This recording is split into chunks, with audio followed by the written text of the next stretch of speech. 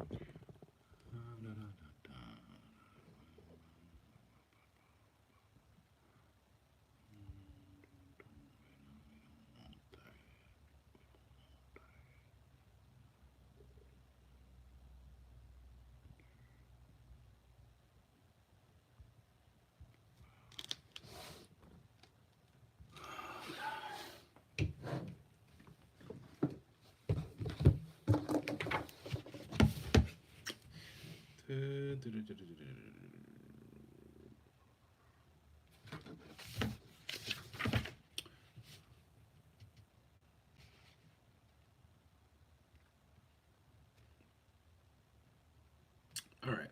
The burdens, the burdens of inequality. The concept of race has progressed from the international competition on, has progressed from the international competition for wealth and power to religious doctrine to biological classification to a personal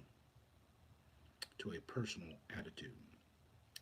The concept of race has progressed from the international competition for wealth and power to religious doctrine to biological classification to a personal attitude. Yet conditions and opportunities are unequal between competing minority groups. There has been no equal sharing of burdens in our equal opportunity society. Members of ethnic, class, gender, disabled, religious, Spanish language, and sexual orientation groups have not been treated in a manner equal to blacks. This nation has never enacted and supported public policies and laws that have denied non-blacks access to this nation's educational, political, and social and economic systems. These groups have not been customarily lynched, castrated, exploited, and denied the fruits of their labor. Blacks are not the only group of people forced to protect part. Blacks are the only group of people forced to practice capitalism without capital in the richest and most capitalistic nation on earth. These facts, coupled with the majority society's total unwillingness to approve corrective action and reparations for the descendants of black slaves, reveal the true nature of racism against black people. Racism and other legacies of slavery predetermine the success of black Americans as a group. One of the most glaring examples of inherited inequalities is wealth distribution. Black America's percentage of ownership of the nation's wealth remains where it was in the 1860s on the eve of the Civil War. At that time, when nearly every black person in America was either in full slavery or semi slavery, black blacks owned one half of 1% of this nation's wealth. The emancipation of enslaved blacks in no sense rendered social justice and economic recompense. Today, more than 140 years later, we are 100% free, 100% free, yet black Americans still own only one half of 1% of this nation's wealth. Today, the income of blacks as compared to whites has regressed to the level it was at the end of the 1960s. Approximately 38% of the black population is beneath the poverty line, and another one third is marginal, just above the poverty line. The limited assets that black Americans most often have, such as automobiles and personal effects, depreciate rather than appreciate in value. Blacks even find that our homes, usually our most valuable assets, have a limited market and prices are dictated by urban renewal, expressways, or gentrification.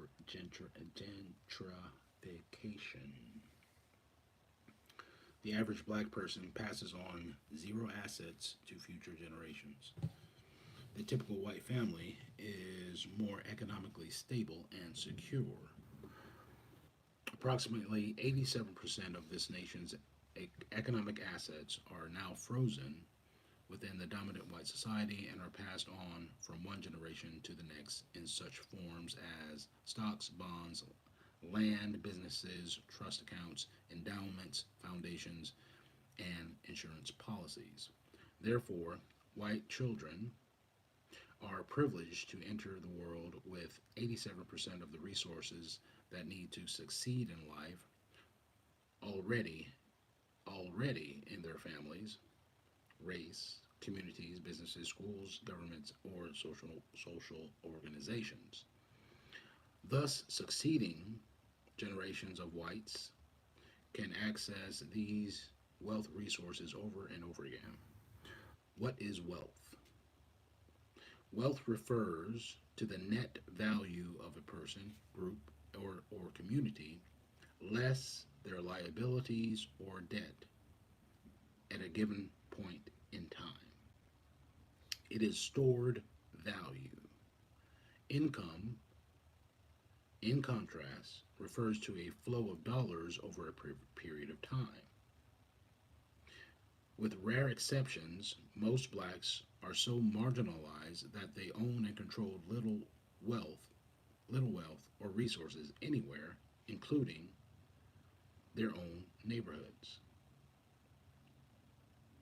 The ancestors of enslaved blacks were forced to concentrate simply on surviving, pursuing civil rights and integration. They had little to bequeath to their descendants. Even though they succeeded in their social and civil rights efforts, their children cannot inherit welfare, food stamps, public housing, or a good job. Or a good job. Three major impediments to black competitiveness. Regardless of how fast and how high black Americans jump, without proportional wealth ownership and control of resources, it is nearly impossible for blacks to play the game of capitalism, and even more difficult for them to win. Why can't blacks win? Let's examine three major impediments to black self sufficiency and competitiveness. Let's examine three major impediments to black self sufficiency and competitiveness. Figure 2 shows that the three major impediments are maldistribution of wealth and resource powers, inappropriate behavior patterns, lack of a national plan for empowerment. Each of these three impediments is carefully examined and discussed in detail in the next few sections of the book. Figure two, impediments to black self sufficiency and competitiveness. One, maldistribution of wealth and resource powers. Two, inappropriate psychosocial behavior patterns. No, number three, no national economic and political empowerment plan. The first impediment, maldistribution of wealth. The first impediment to black empowerment is the structural wealth inequities between blacks and whites. To begin our journey to self empowerment, we must first understand that these inequities are structural, much like the framing of a house. The frame provides the underlying support for the walls, ceilings, and floors. You cannot see the framing once the walls and flooring have been completed. As long as the house stands, the way in which the house was framed will dictate not only its shape, but also the mobility of the people who live inside the house. The structural racial inequities of wealth and resource powers function in a similar way. They are buried in the fabric of American society. They dictate they dictate they dictate life chances, rewards and opportunities and explain how people act in race matters. Whites whites have had such total control over wealth and power, resources, and basic necessities of life that it has become the norm. Racial myths have long promoted the belief that the conditions of black Americans are the consequence of nature rather than the result of this nation's historical acts. The structural inequities of race can only persist if the historical origin of white control of wealth, resources, and power remain either unknown or ignored. The structural inequities of race can only persist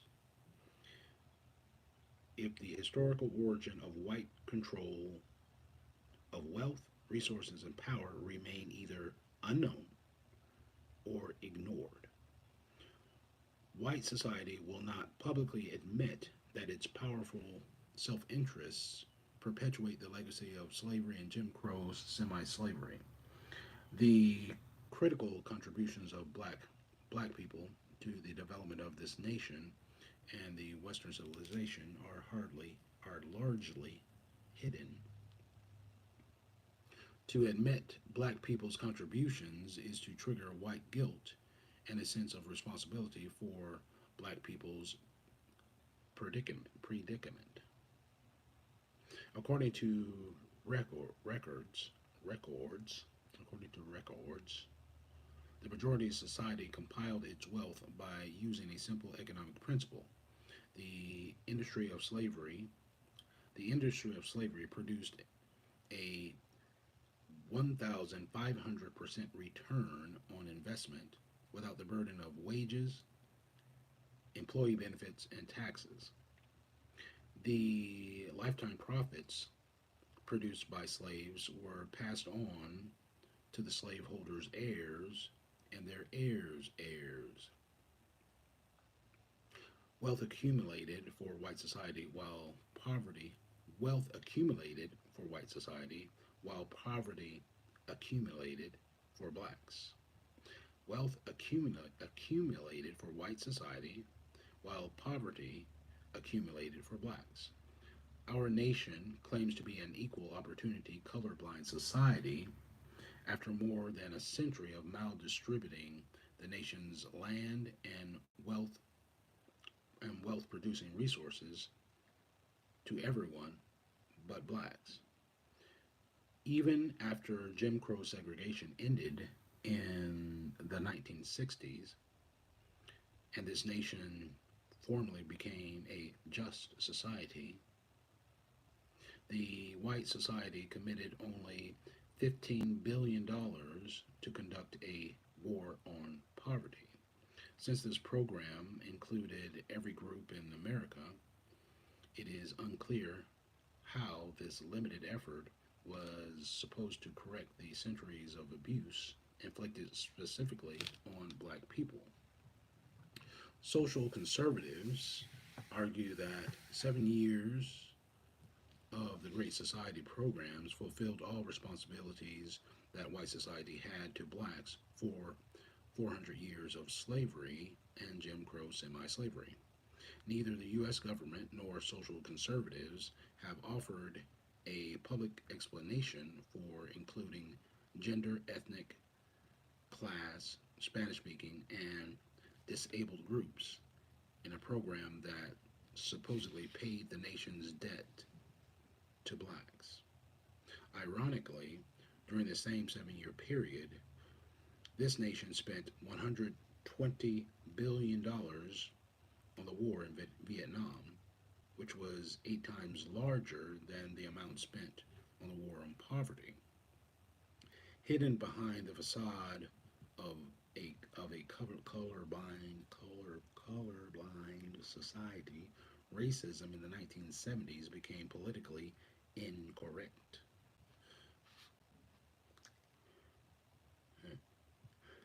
To maintain the status quo, structural racism replaced overt racism, and the term minorities replaced blacks.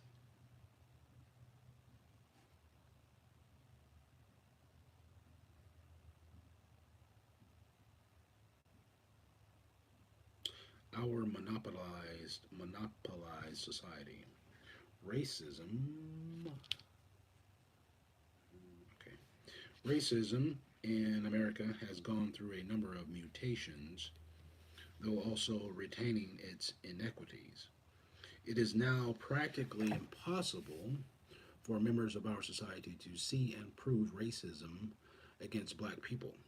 It is now hidden behind the pseudo egalitarian smokescreen.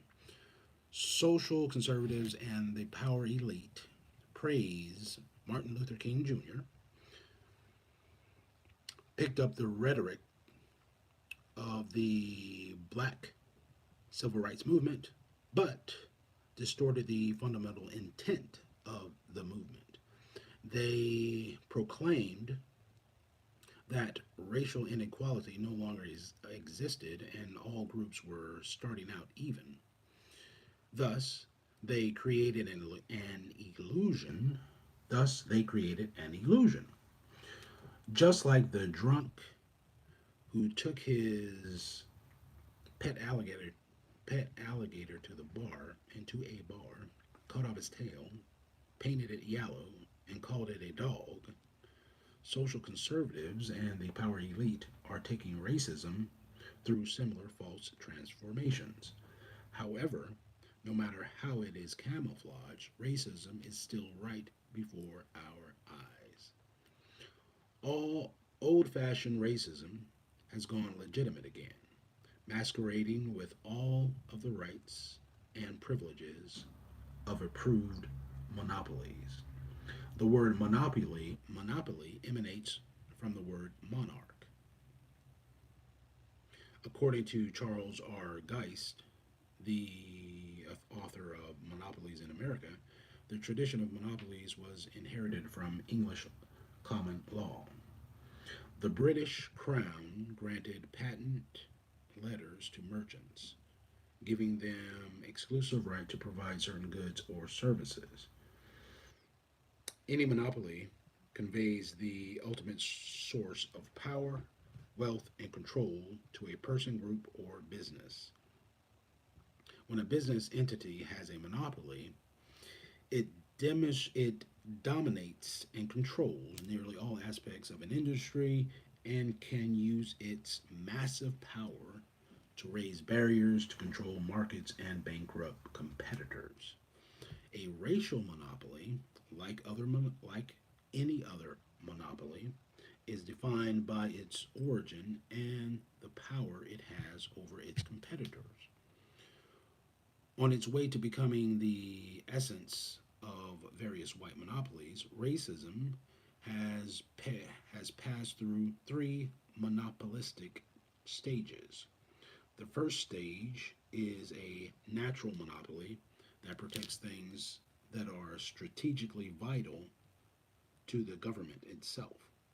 In race matters, whiteness and all of its ramifications was always strategically vital and invaluable, entitling its bearer to wealth, privileges, authority, power, and certain inalienable rights. The United States Constitution codified whiteness as a national asset. Various state and local governments passed anti-miscegenation laws that defined whiteness and protected it from race mixing. The second is a collusive monopoly. This monopoly exists when members of a tightly knit group of public agencies or private corporations enter into specific agreements to control the marketplaces or the wealth, power, and resources of a society over their common competitor. In race matters, it is a collusive monopoly when this nation continuously expands the definition of whiteness to include a hierarchy of ethnic groups. Today, it includes the succession of immigrants from Europe, the Middle East, Spanish speaking countries, and Asia. All of these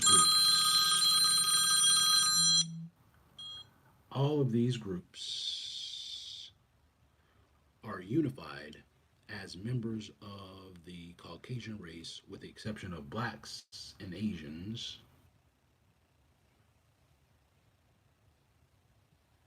and according to Andrew Hacker, Asians are on probation to be classified as white. Immigration laws are examples of specific agreements that control marketplaces, wealth, and power. These laws established new priorities for admissions, country of origin, family members who are already here, possession of needed skills, and the financial ability to purchase entry. This criteria is biased towards immigrants with skin color that is more acceptable than black. The third stage is a shared monopoly. This is a popular term used in the business world today. A shared monopoly is a composite of collusive and natural monopoly. It reaches its maximum effectiveness when members of a group work together to control or drive competition out of the marketplace. Small businesses have federal antitrust laws to protect them from the power of large corporate monopolies. But there are no constitutional government provisions that prevent the white society and its feeder immigrant groups from shutting blacks out of political and economic marketplaces. Awesome. Busters. Busters. All right.